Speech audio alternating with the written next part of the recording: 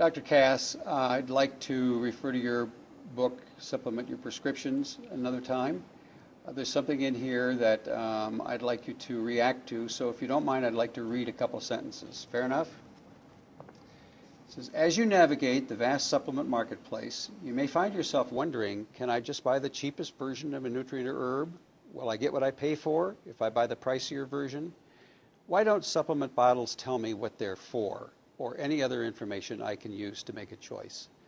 Would you comment on that, please? What did I say? Well, it is very confusing. If I were a layperson going into a health food store or a drugstore, looking at the array of supplements, I would be totally overwhelmed. That's just for starters.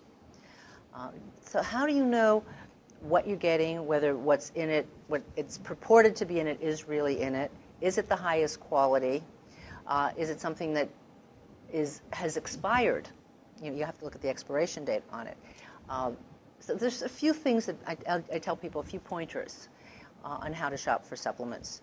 One is use a reputable company, one that you've heard the name of. Check with if it's a health food store, check with the health food store or a catalog. You can check with them. Ask the right questions. You can ask if they follow GMP, good manufacturing practices. And there's also the USP stamp. Now, it's not essential. There are some very good companies that don't have the USP stamp, but it is the U.S. pharmaceutical stamp of approval. So if they do have it, you know that they are particularly good quality supplements. You want to know that this company sends back certificates of analysis to an independent lab for testing of each batch of product. And the good companies will do that. All kinds of other things, too. You want to know, what's it for? And you're saying, why doesn't it say on the label what it's for? And it's so frustrating for people. You know, for example, St. John's wort should say on it that it's for depression, right? I mean, absolutely. Duh. However, the most you can say on a label is it helps to maintain a good mood.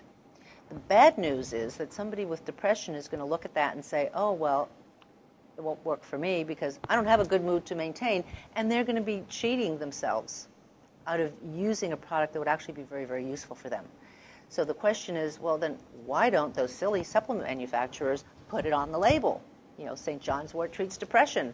Glucosamine treats arthritis, right? That makes sense? Absolutely. It's illegal.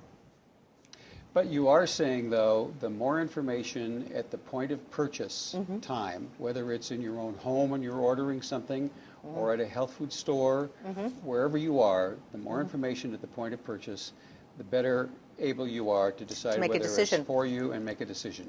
But you might want to know why it's illegal to have it on the label. Okay. In 1994, there was a big push by the FDA to take away supplements. But we weren't going to be able to use supplements. We couldn't go to the health food store and buy, you know, like 1,000 milligram of vitamin C, and you know, you can maybe buy the little trace amounts of things. So what happened was there was a very big push. There's a big citizen response and objection to this because we wanted our supplements, and people were wonderful the way they responded, and appealed to Congress and to the FDA to revise that. And the final compromise here was DSHEA, the Dietary Supplement Health and Education Act, which said that supplements could only give structure and function claims. So maintaining a good mood, maintaining good bone structure. For example, for something for osteoporosis like calcium, magnesium, boron, strontium, the things that I will use for people's bone health, I'll prescribe. You can't say on it that it's for osteoporosis, even though it is. And so if it says maintains good bone structure, well, if you don't have good bones, you're going to think, oh, well, I better take a drug instead. No, it actually does do what I'm saying it does, but you're going to have to read what's called third-party literature. You're going to have to read books such as mine, which explain what these different supplements do. So it's kind of like you need a Rosetta Stone to interpret what is really being said on the label.